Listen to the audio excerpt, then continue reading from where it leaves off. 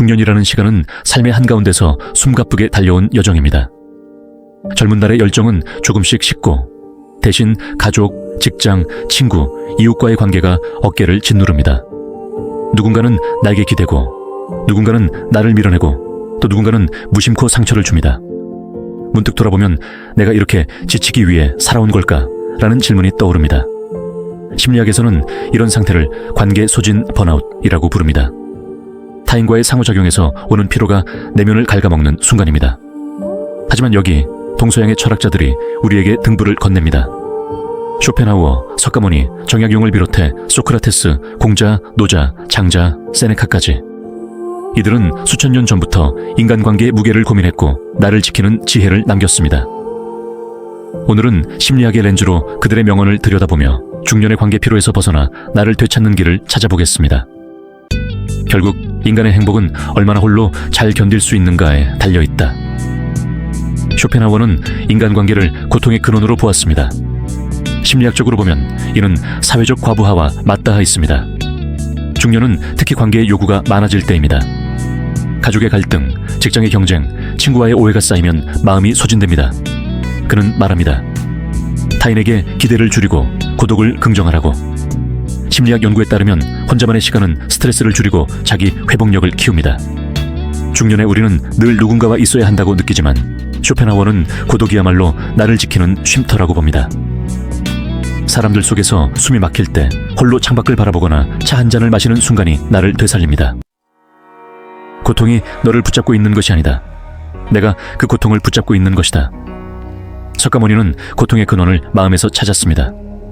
심리학에서는 이를 인지적 집착이라고 합니다. 중년의 관계 피로는 누군가의 무례한 말, 실망스러운 행동에 집착하며 스스로를 괴롭힐 때 커집니다. 폭풍을 진정시키려 하지 말고 나 자신을 진정시키면 폭풍은 지나가게 되어 있다. 라는 그의 말은 감정 조절의 중요성을 보여줍니다. 심리학자 데니얼 골먼은 감정지능에서 감정을 다스리는 사람이 더 건강한 관계를 맺는다고 했습니다. 타인 때문에 지친 마음을 내려놓으면 우리는 자유로워집니다. 중년의 피로는 외부가 아니라 내 안에서 자라난다는 통찰입니다.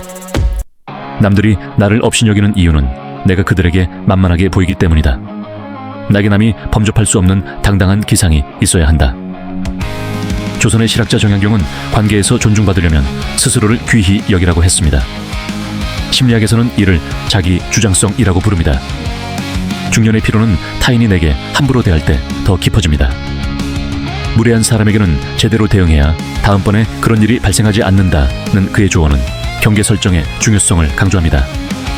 심리학 연구에 따르면 경계를 잘 세우는 사람은 스트레스가 적고 자존감이 높습니다. 억지로 참거나 웃으며 넘기지 말고 나를 해치는 관계에서 단호히 선을 그으세요. 이는 이기심이 아니라 나를 지키는 필수적인 선택입니다. 너 자신을 알라. 소크라테스는 자기 성찰을 삶의 핵심으로 보았습니다. 심리학에서는 이를 자아인식이라고 합니다. 중년의 관계 피로는 내가 누구인지, 무엇을 원하는지 잊어버릴 때 더 커집니다. 타인의 기대에 맞추느라 나를 잃으면 소진이 옵니다. 소크라테스는 묻습니다. 너는 왜 그렇게 사는가? 관계 속에서 지쳤다면 잠시 멈춰 나를 들여다보세요. 내가 원하는 삶, 내가 지키고 싶은 가치는 무엇인지. 성찰은 나를 되찾는 첫걸음입니다. 내가 원하지 않는 것을 남에게 강요하지 마라. 공자는 관계의 조화를 중시했습니다. 심리학적으로 이는 상호 존중의 원칙입니다. 중년의 피로는 내가 타인에게 너무 많이 주거나 반대로 받지 못할 때 생깁니다. 공자는 균형을 찾으라고 합니다. 나를 희생하며 관계를 유지하는 대신 서로 존중하는 선을 지키세요. 심리학 연구에 따르면 상호적인 관계는 스트레스를 줄이고 삶의 만족도를 높입니다. 중년의 우리는 모든 관계를 붙잡을 필요는 없습니다. 조화로운 관계만 남기세요. 가장 부드러운 것이 가장 강한 것을 이긴다. 노자는 자연의 흐름을 따르라고 했습니다. 심리학에서는 이를 수용으로 해석할 수 있습니다. 중년의 관계 피로는 억지로 상황을 바꾸려 할 때 더 깊어집니다. 노자는 말합니다. 물처럼 부드럽게 흐르며 억지로 맞서지 말라고. 심리학자 칼 로저스는 수용적 태도가 내면의 평화를 준다고 했습니다. 타인을 바꾸려 애쓰지 말고 있는 그대로 받아들이며 나를 지키세요. 무의는 힘을 빼는 지혜입니다. 세상과 나를 잊어라. 장자는 세상과 나를 초월하라고 했습니다. 심리학에서는 이를 탈중심화라고 합니다. 중년의 피로는 타인의 평가나 기대에 얽매일 때 커집니다. 장자는 말합니다. 그 모든 것을 잊고 나를 둘러싼 틀에서 벗어나라고. 심리 연구에 따르면 자기 초월적 태도는 스트레스를 줄이고 삶의 의미를 키웁니다. 관계의 무게에 짓눌릴 때 잠시 세상과 나를 잊고 자유로워지세요. 운명이 주는 것을 받아들여라. 스토아 철학자 세네카는 인내를 강조했습니다. 심리학에서는 이를 회복 탄력성으로 봅니다. 중년의 관계 피로는 피할 수 없는 갈등과 상실에서 옵니다. 세네카는 말합니다. 받아들이고 그 속에서 나를 단단히 세우라고. 심리학 연구에 따르면 역경을 수용하는 사람은 더 빨리 회복합니다.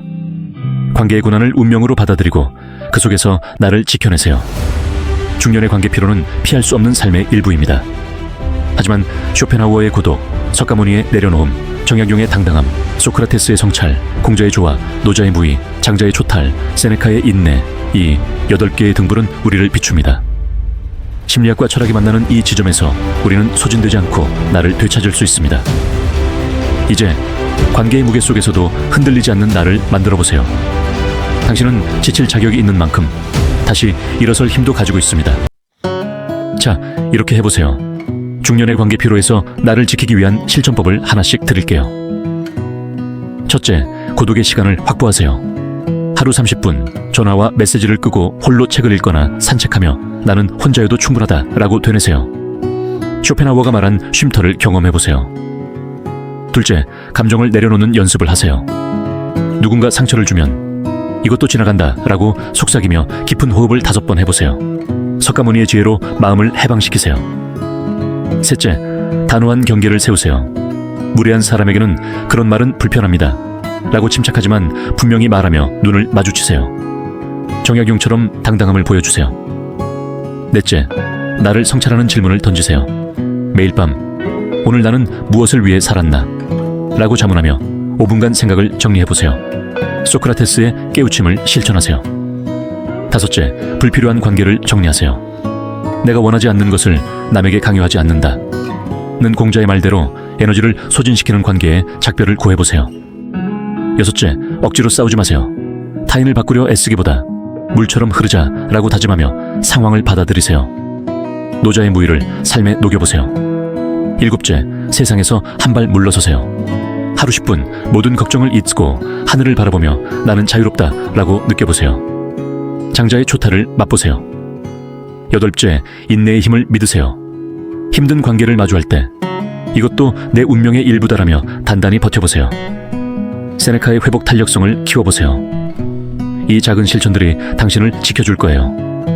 고난 속에서도 당신은 충분히 강하고 빛날 자격이 있어요.